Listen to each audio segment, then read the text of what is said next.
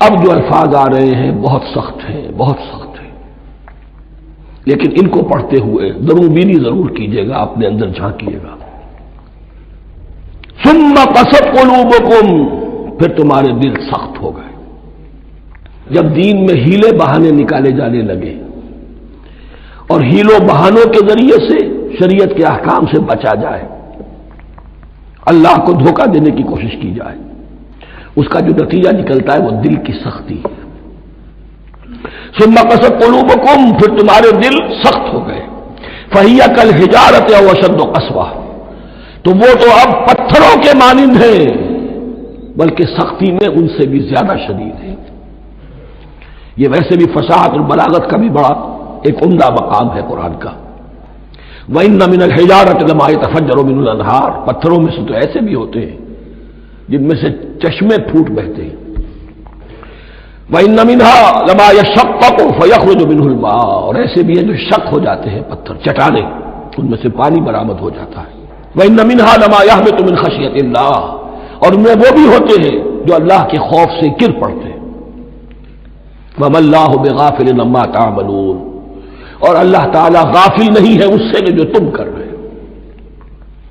یہ کیفیت جو ہے ثم قست قلوبکم فہی کالحجارۃ او اشد قسوہ، ہے کون؟ یا بنی اسرائیل اذکروا نعمتی التي انعمت علیکم وانی فضلتکم علی العالمین، جن پر 1400 برس ایسے گزرے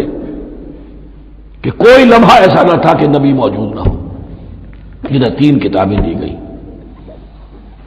لیکن یہ کہ اپنی بدعملی، عقائد میں بھی مین میخ کر کے اپنے آپ کو بچانے کے راستے نکال لینا، اعمال میں بھی ہیلوں کے ذریعے سے، کتاب الحیل کے ذریعے سے اپنے آپ کو ذمہ داریوں سے مبرہ کر لینا، اس کا نتیجہ پھر یہ نکلتا ہے۔ اللہ تعالیٰ مجھے اور آپ کو اس انجام بد سے بچائے۔ تو یہ جو سلسلہ مضمون چل رہا ہے خطاب بے امت سابقہ، سابقہ امت مسلمہ بنی اسرائیل، ان کے ساتھ خطاب کا سلسلہ سورہ بقرہ میں 5ویں رکوع سے شروع ہوا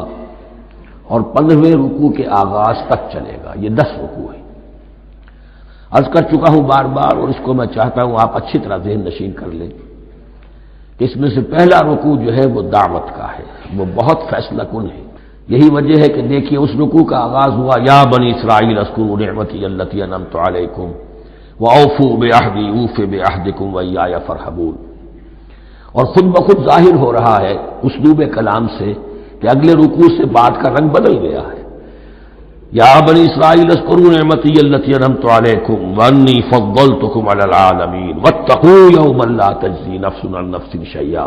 ولا يقبل منها شفاعۃ ولا یؤخذ منها عدل ولا هم ينصرون۔ یہ تہدید کا انداز ہے، دھمکی کا انداز ہے۔ تو میں نے عرض کیا تھا کہ 5واں رکوع اس خطاب میں بمنزلہ فاتحہ ہے، بہت اہم ہے، اور بقیہ جو 9 رکوع ہیں ان میں بریکٹ کا انداز ہے کہ 2 آیتوں سے بریکٹ شروع ہوتی ہے، انہی 2 آیتوں پر بریکٹ ختم ہوگی۔ یہ ملامت کا خطاب ہے اور ان کے خلاف ایک مفصل فرد قرارداد جرم جو ہے وائد کی گئی ہے، جس کے نتیجے میں وہ اس منصب سے معزول کر دیے گئے جس پر 2000 برس سے فائز تھے، اور ان کی جگہ پر اب امت محمد، نئی امت مسلمہ علی صاحب الصلاۃ والسلام، اب اس کا نصب، اس کی انسٹالیشن اور اس کی انسٹالیشن سیریمنی کے طور پر تحویل قبلہ کا معاملہ۔ یہ ربط کلام اگر سامنے نہ رہے تو انسان کھو جاتا ہے قرآن مجید کی طویل صورتوں کو پڑھتے ہوئے کہ بات کہاں سے چلی تھی، کدھر جا رہی ہے، کیا ربط ہے، کیا تعلق ہے، سیاق کلام کیا ہے۔ اس کو میں اس لیے بار بار، حالانکہ مجھے معلوم ہے کہ وقت کم ہے، لیکن میں اس چیز کو زیادہ اہمیت دے رہا ہوں۔ اب ان 9 رکوعوں کے مضامین میں کچھ تو واقعات ہیں، تم نے یہ کیا، تم نے یہ کیا، تم نے یہ کیا، ظاہر بات ہے ترجمہ تو کرنا ہوگا، کچھ مختصر وضاحت بھی کرنی ہوگی، لیکن ان کے تفصیل میں جانے کی ضرورت نہیں ہے۔ لیکن آپ نے دیکھا کہ کچھ واقعات کے بعد پھر کچھ ایسے یونیورسل ٹروتھس بیان ہوئے ہیں،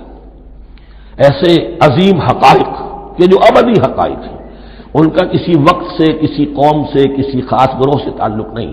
وہ تو اصول ہیں، سنت اللہ ہم انہیں کہہ سکتے ہیں، یہ اللہ کے جو عام قوانین ہیں، قواعد ہیں اس کائنات میں۔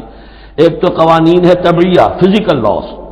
ایک مورل لاز ہے کہ جو اس دنیا میں اللہ تعالیٰ کی طرف سے کار فرما ہے۔ تو تو جہاں وہ مورل لاس آتے ہیں جنہیں آپ کہا کرتے تھے جب بچپن میں کہانی پڑھی اور کہانی کے بعد لکھا اس کا مورل لیسن کیا ہے، اس کہانی سے سبق کیا حاصل ہوا، تو تھوڑے تھوڑے وقفے کے بعد وہ آیات آتی ہیں کہ جو اس گویا کہ اس سلسلہ کلام کے اندر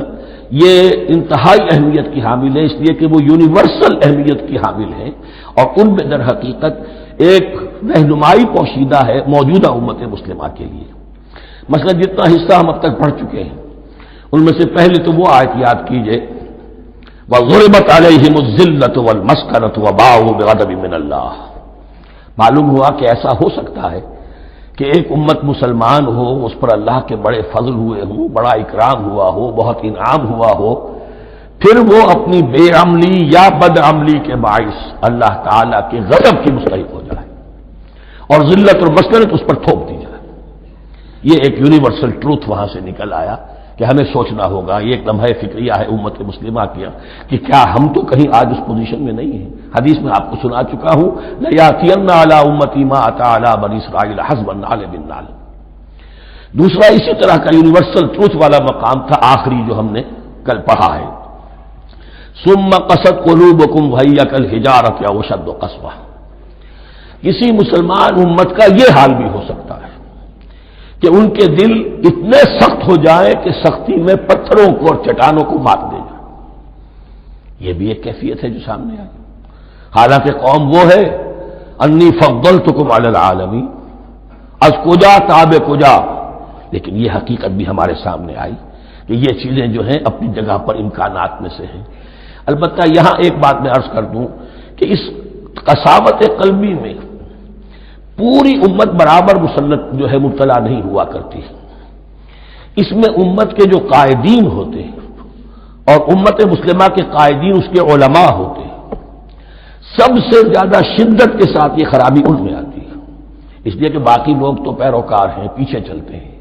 وہ اعتماد کرتے ہیں کہ یہ ہے اللہ کی کتاب کے پڑھنے والے، یہ ہے تورات کے حامل، یہ جانتے ہیں، وہ ان کے پیچھے پیچھے چل رہے ہوتے ہیں۔ لیکن جو لوگ جان بوجھ کر اللہ کی کتاب میں تحریف کر رہے ہوں انہیں تو پتا ہے ہم کیا کر رہے ہیں، جو لوگ جان بوجھ کر حق کو پہچان کر اس کا انکار کر رہے ہیں انہیں تو پتا ہے کہ ہم کیا کر رہے ہیں۔ در حقیقت یہ سزا ان پر آتی ہے۔ یہ بات اب ان آیات میں جو آج ہم پڑھنے چلے ہیں بہت زیادہ واضح ہو جائے گی انشاءاللہ۔ فرمایا افتطمعون ان یؤمنوا لکم، تو اے مسلمانوں کیا تم یہ توقع رکھتے ہو کہ یہ ایمان لے آئیں گے تم پر، تمہاری بات مان لیں گے؟ ظاہر بات ہے مسلمانوں کو توقع تھی کہ مشرکین مکہ تو بہت دور تھے دین سے، توحید سے دور، رسالت کا کوئی تصور ہی نہیں، کتاب کوئی ان کے پاس تھی ہی نہیں، یہ تو یہود ہیں اور ان کے پاس تو کتاب رہی ہے، یہ موسیٰ کے ماننے والے ہیں، یہ توحید کے علم بردار ہیں، یہ آخرت کا بھی اقرار کرتے ہیں، تو ان کو جھٹپٹ مان لینا چاہیے۔ تو جو مسلمانوں کے دل میں، عام مسلمانوں کے دل میں جو حسن ظن تھا، اب در حقیقت یہ اس کو ایڈریس کیا جا رہا ہے افتطمعون ان یؤمنوا لکم، تمہیں بڑی طمع ہے، کوشش ہے، تمہاری خواہش ہے، آرزو ہے، تمنا ہے، توقع ہے کہ یہ بات مان لے گے تمہاری۔ وَقَدْ كَانَ فَرِيقٌ مِّنْهُمْ يَسْمَعُونَ كَلَامَ اللَّهِ ثُمَّ يُحَرِّفُونَهُ مِن بَعْدِ مَا عَقَلُوهُ وَهُمْ يَعْلَمُونَ، جبکہ حال یہ ہے کہ ان میں سے ایک جماعت، ایک گروہ وہ بھی ہے کہ جو اللہ کے کلام کو سن کر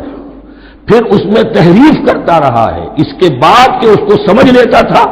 اور اچھے جان بوجھ کر تحریف کرتا تھا۔ اب ظاہر بات وہ گروہ کون ہوں گے؟ علماء ہی تو ہیں نا، عام آدمی تو تحریف نہیں کر سکتا تھا، تحریف کرنے والے تو علماء تھے۔ افتؤمنون ان یؤمنوا لکم وقد کان فریق منهم یسمعون کلام اللہ ثم یحرفونہ من بعد ما عقلوہ وهم یعلمون،